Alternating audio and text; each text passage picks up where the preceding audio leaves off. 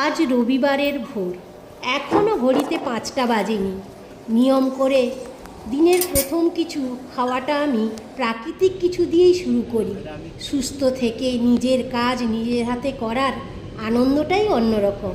তাই আজ ঠিক করেছি গুণে পরিপূর্ণ থানকুনি পাতা দিয়েই দিনটা আমি শুরু করব।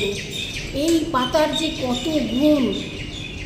পেটের আলসার দূর করে, মানসিক অবসাদ কাটায়, লিভার ভালো রাখে, মূত্রনালীর সংক্রমণ দূর করে।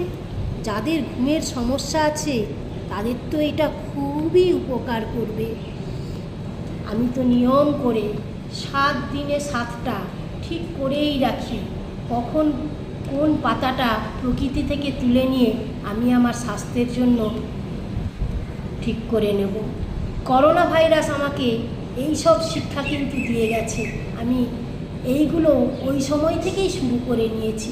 কিছু না কিছু ভেষজ জিনিস আমি আমার নিজের জন্য ঠিক করে নিই এবং আমার পরিবারকেও আমি বলি যে এই সব জিনিস দিলে আমাদের রোগ প্রতিরোধ ক্ষমতা বাড়বে।